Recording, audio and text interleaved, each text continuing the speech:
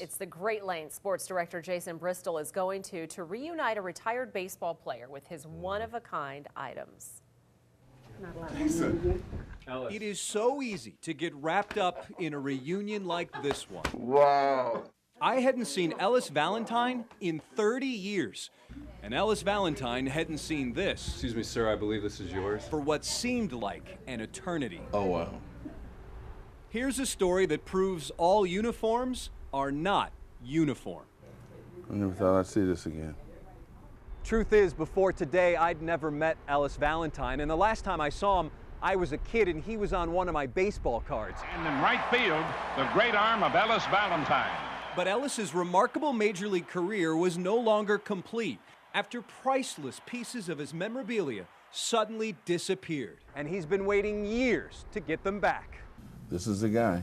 Ellis says a Jason Lucas from the Harrisburg area promised to frame his one-of-a-kind, game-worn jerseys from the Montreal Expos and New York Mets after meeting at a baseball event.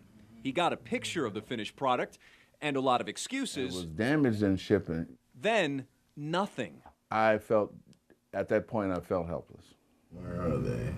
Alerted to one of Ellis's desperate pleas on Twitter, I started searching online for Jason Lucas.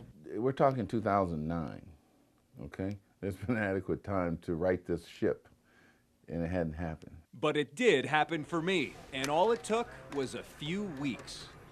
I'm looking for a Jason Lucas who does sports framing. Jason Lucas told me he was no thief, instead blaming his old boss at a framing shop, Nick Etzweiler, who was once busted for stealing sports memorabilia. Nick's family used to own a framing shop in this building. He says when it closed, leftover items like Ellis's were placed in storage and forgotten. He told me he was very sorry for giving Ellis the runaround. So you think they may be there? Nick is currently managing another store, Linebacker U, at the Harrisburg Mall. That's where both he and Jason Lucas had the jerseys waiting for us. Thank you. They asked not to be recorded, but gave us the okay to show you this. The jerseys did not stay in my hands for very long. To make certain they were authentic, we brought them to Stadium Studio. By comparing tags, a jersey's DNA, to the matching pants Ellis had at home. Pants match up to the shirt. So, I mean, I'm highly confident, thankfully, that these are actually on. Aware of Ellis's ordeal, the crew here went right to work to make things right. And judging by the reaction we got, they're in great condition. When we surprised Ellis at his office in Texas, What do you think? we did just that. That's awesome, man. These are more than just shirts. Each stitch is a connection to the crowds, the crack of a home run, and the tipping of a cap at an all-star game. It's a life most of us only dream of. Having them back means everything. I never thought I'd see these again. And I never expected another huge hug.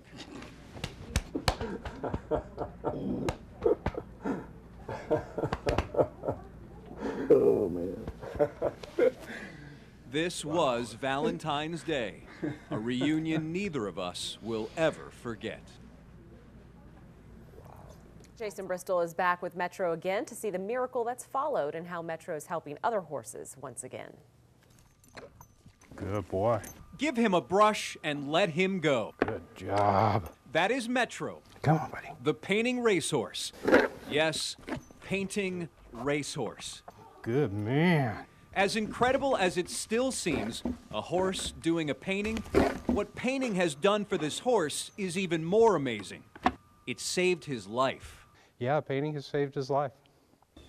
Ron Krajewski is the artist who adopted the racehorse with bad knees. He told us last year how he turned Metro into Picasso. Come on, but he used to just bob his head up and down in his stall when we first got him off the track. And now, he is world famous Metro. Pieces like this one, once selling for $300, go for $700, with the money split between him and other retired racehorses looking for homes. Nice one. For a painting racehorse, what possibly could be the next step?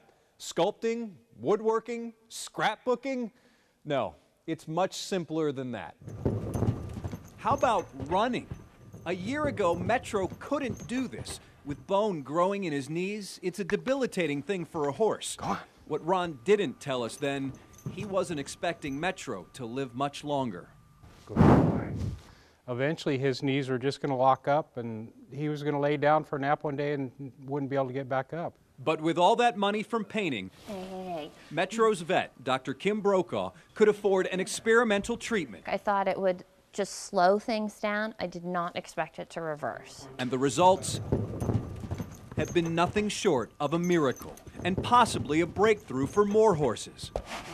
Now, less pain, more fame. Metro has many years left for pillows and tote bags, and coming soon, Hopefully a book. We're working on getting him a book deal. a book about a painting racehorse Good. who's also a medical miracle. Now that's a story with legs. It's going pretty good. With bulging biceps that stretch cotton to its very limit, 14-year-old Bill Williams is the most manly freshman around. And while age is just a number to most of us, to him, it's part of an ongoing mystery packed inside this very chiseled ninth grader. Do you ever wonder how old you really are? Sometimes. I do. Here we go. How does someone not know their age? Well, this football star, Bill Williams, the kid with the All-American name and the All-American game, is not All-American. Bill was rescued from the civil wars in Liberia, Africa, a place where guns are everywhere and hardly any children are given birth certificates. But he is a polite kid. He came that way. And Phyllis Williams, a very sweet lady, adopted Bill and others. She was told Bill was only 5.5 years old. Little Bill then quickly took to football. And kids have been chasing him ever since.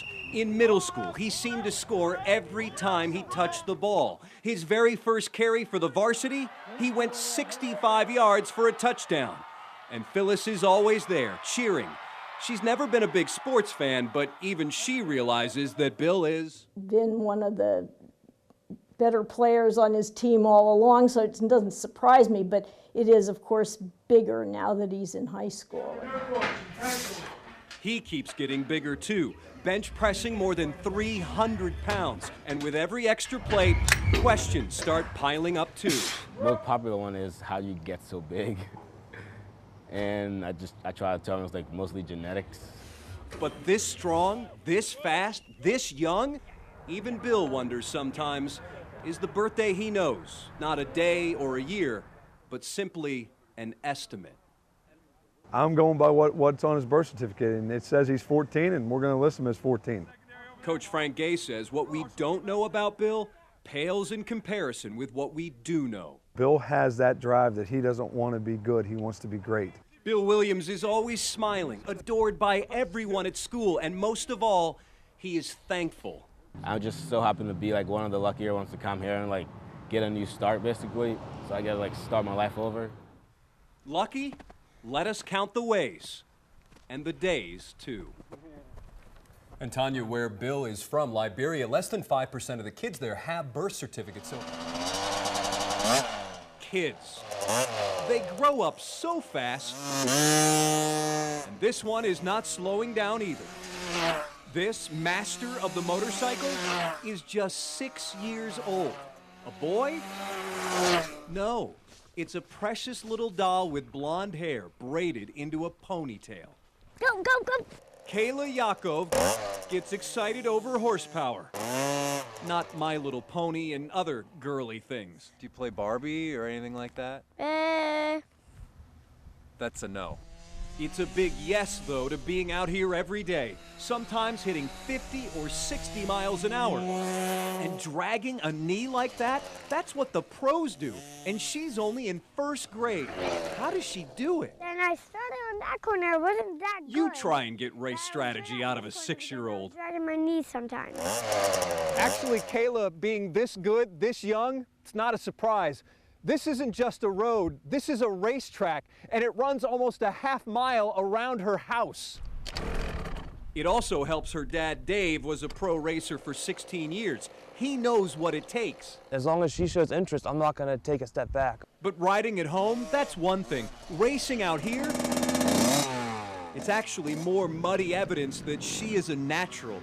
though she really doesn't realize it yet. I think last week or something I won the first championship. You think? Well, I did. Okay. Yeah, I did. Okay, could she get hurt? After fracturing her arm, she's actually faster than ever. After that, something just clicked. And the future? It's what's great about being a kid. Anything is possible. Guys, when this little girl gets older, she's gonna break more than just hearts. Well, I want to say one more thing. She's gonna break your records, too. I like beating the boys. You like beating the boys? Yes. What a She's doll. really good. She is something, huh? And a group of friends are just along for the ride. It is destroying the environment one lap at a time. Al Gore would definitely give that a thumbs down. But to these car guys, this rusted out 85 Mercury Cougar is a dream machine. Better than any curvy Corvette or luxurious Lamborghini. You know, the car performs, it's reliable, it's fast, it does what it needs to do. For years, it wasn't doing anything, just sitting in a field. Now, this old grocery getter runs 150 miles an hour, hugs corners, and makes these regular Joes feel like NASCAR drivers. The only difference between what we do and what they do is there's nobody in the stands. Well, that's not the only difference. Their car, surprise, surprise, costs $500. They're all like that on the Chump Car series. Endurance races that last 12, 14, even 24 hours for the 100 or so rust buckets, tin cans, and leftover lemons, and the weekend warriors that drive them. Each of these guys takes a turn behind the wheel of this car, which isn't easy getting in and out of, as I found out. How do you get in there? They say being inside is such a rush, and things fly by so fast, they never get tired. How do you make it go so fast? It's just a strategic pile of parts. Parts like an old V8 engine that delivers a whopping 6 miles to the gallon, a spoiler made from street signs, and lights that shine sometimes. And that paint job, and the Muppet on the roof, and the stuffed squirrel staring out the back. Does anyone take this car seriously? You show up and there's a bunch of BMWs and exotic imports, and we can get there and smoke them. That's the best part. It better be. Winners take home a grand prize of $800. That doesn't even cover gas. And these guys should know. Here they are celebrating their latest victory, Daytona. Their collection of trophies looks right at home. If their living room was decorated by the Terminator. But what really inspires them, it's this opportunity to do something most of us could never do, much less afford, unless our last name was Gordon or Earnhardt. We're paying way, way less than any other form of motorsports to be able to get on the tracks like Watkins Glen or Daytona. Racing, some recycling, winning. I think Big Al would agree. These guys aren't chumps after all.